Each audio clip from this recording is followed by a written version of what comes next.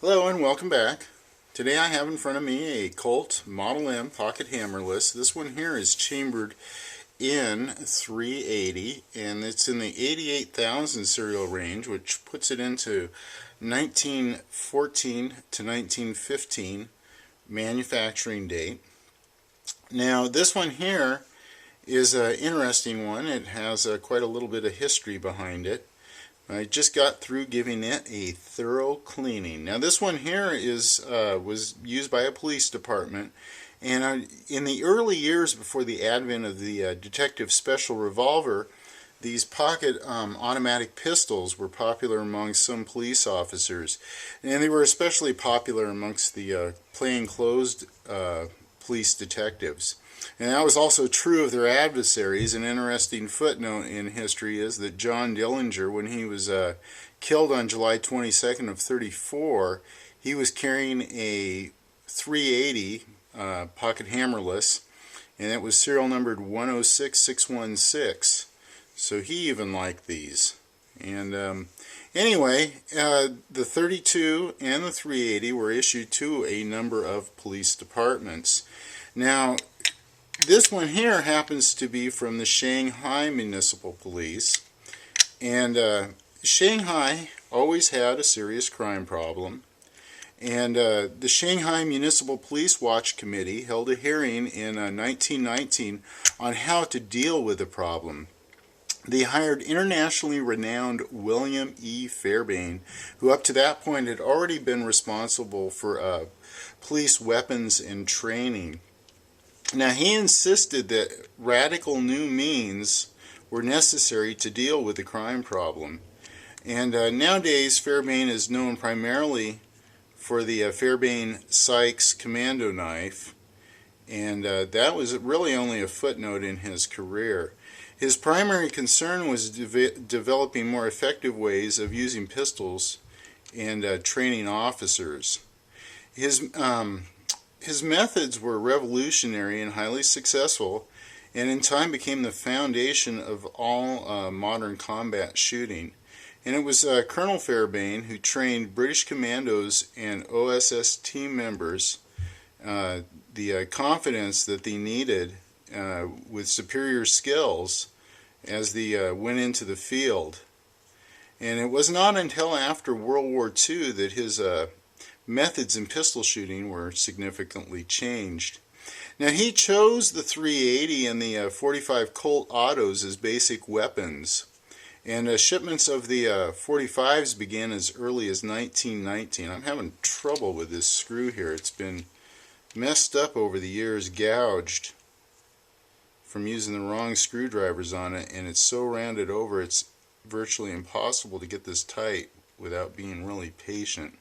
So anyway, the Chinese officers really ended up having a hard time with the 45s because they were it's a bigger frame, and it was they had smaller hands, and it was basically just, it wasn't a good fit for them.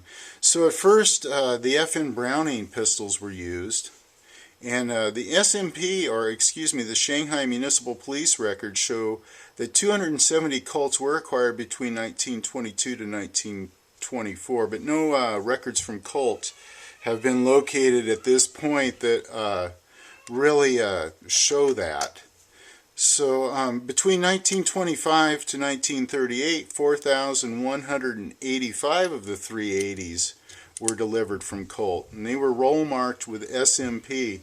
Now, Fairbairn was not alone in his thinking that the 380s were suitable for Oriental police units. Thousands were sold to other Asiatic countries between the wars, and the pistol itself was designed, or was intended for infrequent private use, and because of that, he thought that it needed some modifications for the pistol, and he had those built into it by the Shanghai Municipal Police Armory. Now, some of these that he did were eventually incorporated at the Colt factory. So here, before I put this slide on, this one I think is old enough that it wouldn't have had one to begin with, but of course it wouldn't have. Anyway, the Tansley magazine safety and components were removed either at the Shanghai Armory or at Colt, and they took those out so that the pistol wouldn't be rendered inoperable during magazine changes, and there's probably a good reason for that. Can you imagine being in a firefight knowing you're getting low on ammunition, going for a mag change, having to fire but not being able to? Anyway, so one of the other changes that they had for these were these all had lanyard loops too, the staple shaped lanyard loop located on the left hand side of the frame, and pictures always show the police wearing those with the lanyard attached, and probably for good reason. So anyway, and because of a number of officers were killed because they couldn't get this safety off quick enough, they installed a screw right here in this little radius part where it goes up to the frame. I don't know if you're going to be able to see it. I'll try to move it around a little bit. But there's a screw in here, so this is completely inoperable. There's absolutely no way to install that safety. But they felt that because of the grip safety, this gun would be safe in the hands of well-trained officers. So there's a couple of the little changes. Now, there was another thing too that was done, and there's a leaf spring that's in this key shape that's installed here in the side of the slide, and what that does is, as the slide approaches maximum recoil, it shoves the barrel over slightly so that the ejector works. Now that is a problem that Colt probably knew about. Now Shanghai Municipal Police sent a strictly confidential letter to Colt notifying them of this problem.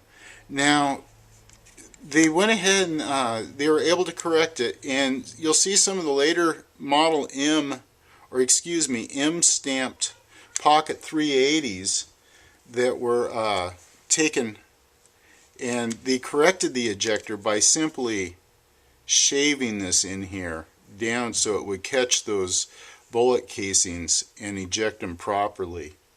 Now let's see if one of the other big changes, or one of the other things they did to these that I found very interesting, is you can see there's the view holes for your cartridges in here.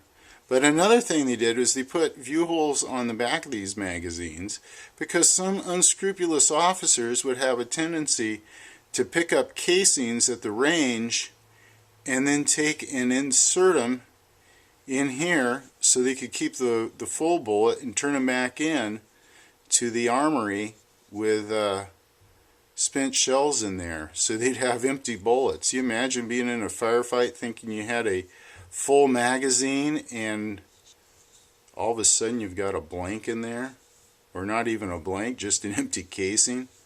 How awful.